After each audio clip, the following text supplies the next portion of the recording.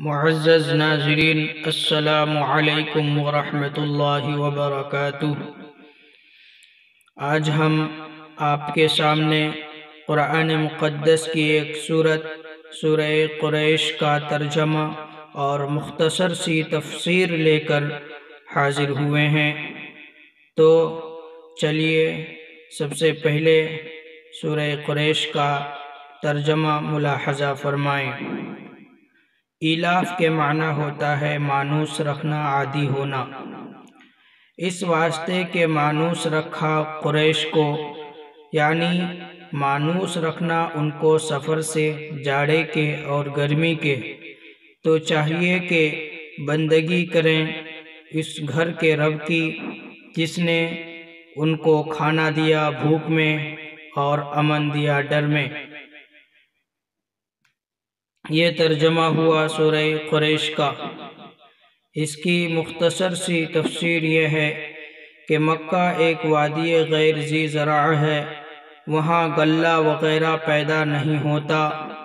قریش سے مکہ کی عادت تھی کہ سال میں تجارت کی غرض سے 2 سفر کرتے تھے، جاڑوں میں یمن کی طرف کہ وہ گرم ملک ہے، اور گرمیوں میں شام کی طرف کہ وہ سرد ملک ہے۔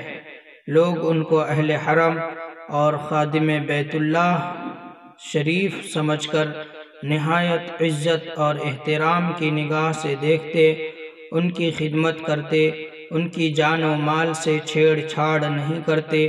اس طرح ان کو خاطر خواہ نفع ہوتا۔ پھر امن و چین سے گھر میں بیٹھ کر کھاتے اور کھلاتے تھے اور مزے سے رہتے۔ حرم کے چاروں طرف چوری ڈکیتی، لوٹ کھسوٹ کا بازار گرم رہتا تھا، لیکن کعبہ کے احترام و ادب میں کوئی چور قریش کا مال نہیں چراتے۔ اس صورت میں اسی انعام و احسان کو اللہ رب العزت نے یاد دلایا کہ اسی بیت اللہ کے طفیل تمہیں امن چین سکون ملا۔ اصحاب فیل، ہاتھی والے جس طرح ہلاک اور برباد ہوئے، اس طرح تم ہلاک اور برباد نہیں ہوئے۔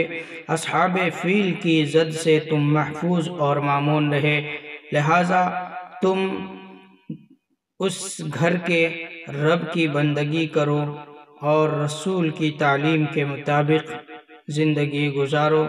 اللہ رب العزت ہم تمام مسلمانوں کو زمینی اور آسمانی بلاؤں سے محفوظ رکھیں، آمین۔